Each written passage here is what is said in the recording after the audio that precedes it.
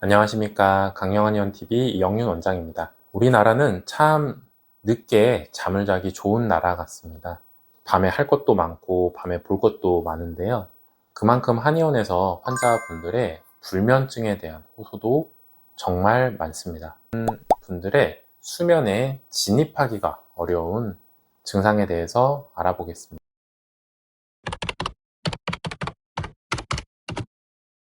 수면은 5단계로 되어 있습니다.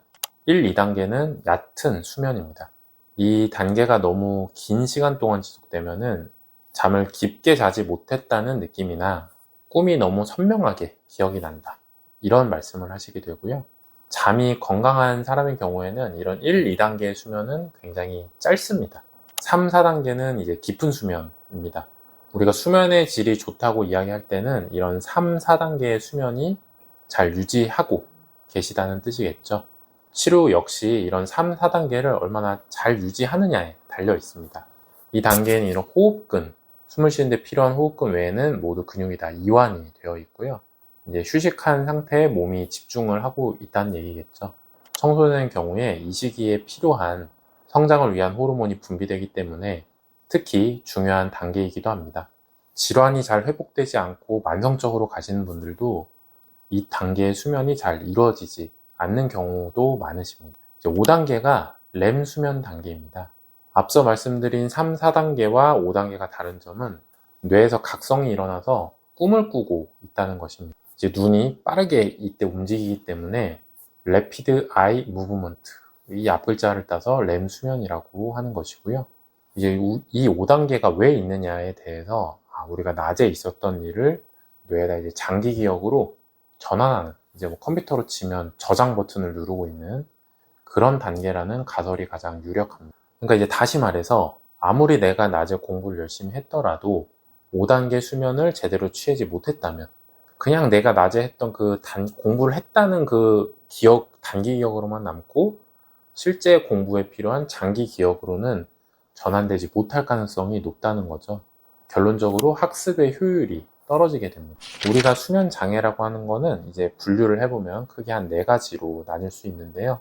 오늘은 그 중에서 이제 입면장애, 잠에 들지 못하는 거에 대해서 알아보겠습니다. 입면장애라는 건 말 그대로 잠에 들기가 어렵다라는 것이겠죠. 그럼 정상은 어떠냐? 15분 이내에 잠에 들어가는 것이 정상적입니다. 이런 잠에 들기 어렵다는 호소를 하시는 경우에 몇 가지 이유가 있는데요.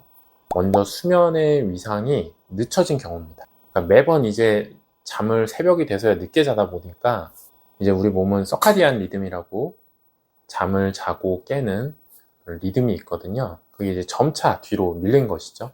그래서 내가 원할 때 수면 시간을 다시 앞으로 당기는 게 불가능해진 겁니다. 호르몬이 그 시간에 맞춰서 분비가 되기 때문에 이 경우에는 수면 시작 목표 시간 한 2시간 전쯤에 한약을 복용을 해서 수면에 진입하기 좋은 자율신경 상태를 만들도록 하는 치료를 합니다.